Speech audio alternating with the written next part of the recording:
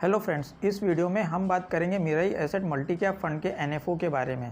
पहले बात करेंगे फंड मैनेजर के बारे में। इसके फंड मैनेजर अंकित जैन हैं, जिन्हें 10 साल से ज़्यादा का एक्सपीरियंस है। इनकी प्राइमरी रिस्पॉन्सिबिलिटी इन्वेस्टमेंट एनालिस्ट और फंड मैनेजमेंट की है।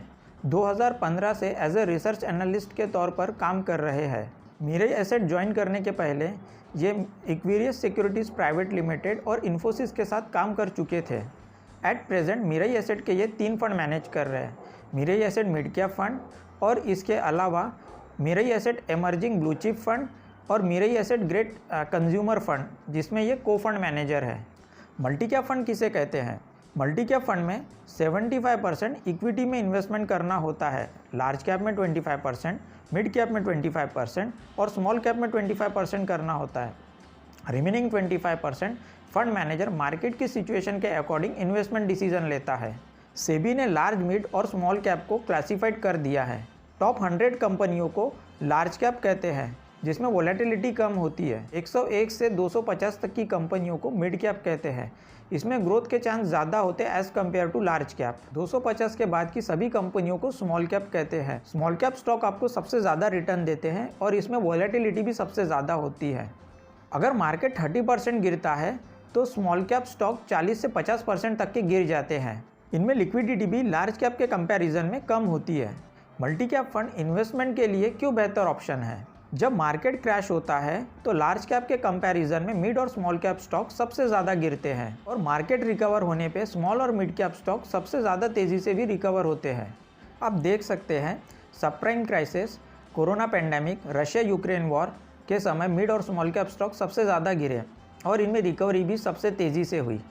पिछले 10 सालों में लार्ज, मिड और स्मॉल कैप तीनों कैटेगरी के स्टॉक ने रिटर्न बना के दिया है, लेकिन मिड और स्मॉल कैप ने सबसे ज़्यादा बना के दिया है। अगर हमें रिटर्न चाहिए तो हमें मिड और स्मॉल कैप में इन्वेस्ट करना होगा, तो वहाँ पर वोलेटिलिटी सबसे ज़्यादा होती है और लिक्विडिटी का भी इशू होता है।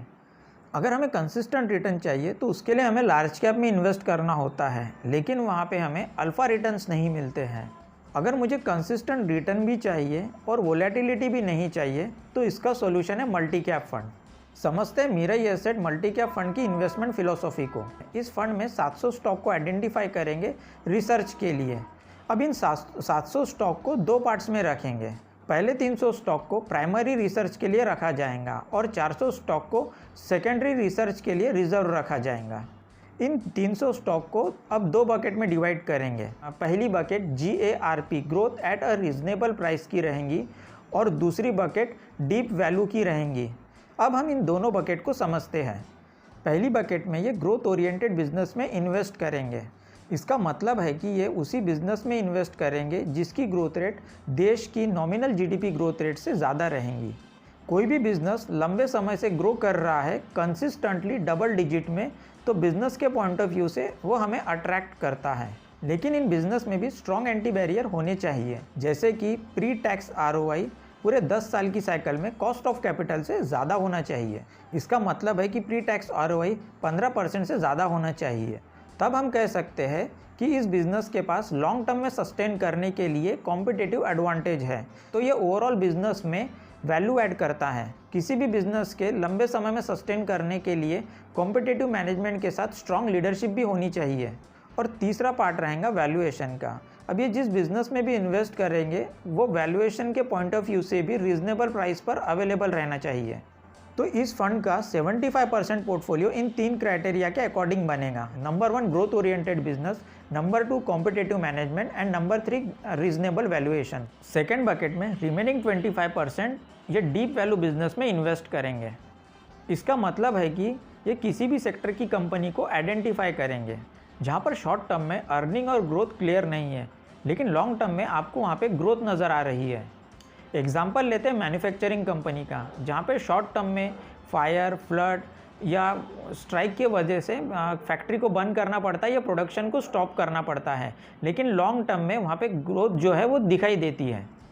इन बिज़नेस में इन्वेस्ट करने के लिए इनके कुछ पैरामीटर रहेंगे, जैसे कि बुक वैल्यू से कम प्राइस पे मिलना चाहिए, हिस्टोरिकल स्टैंडर्ड डेविएशन से कम होना चाहिए, सेल आउट वैल्यू पूरे बिजनेस की एंटरप्राइज वैल्यू से ज़्यादा होनी चाहिए। तो ये कुछ पैरामीटर रहेंगे सेकंड बकेट के लिए। तो कुछ इस तरह से इस फंड का पोर्टफोलियो कंस्ट्रक्ट किया जाएगा, जिसमें 75% इन्वेस्टमेंट ये ग्रोथ बिजनेस में करेंगे और 25% डीप वैल्यू बिजनेस में करेंगे। ये फंड किसके लिए सूटेबल है? जो मार्केट में पहली बार इन्वेस्ट कर रहा है और अगर आपका टाइम हॉरिजॉन 5 साल या उससे ज़्यादा का है तो आप इस फंड में इन्वेस्ट कर सकते हैं। तो ये था पूरा analysis Mirae asset multi cap fund के NFO का। ये वीडियो हमने एजुकेशनल पर्पस के लिए बनाया है। अगर आप इस फंड में इन्वेस्ट करना चाहते हैं तो सबसे पहले इन्वेस्टमेंट एडवाइज़र से कंसल्ट करने के बाद ही आप अपना इन्वेस्टमेंट डिसीजन लें।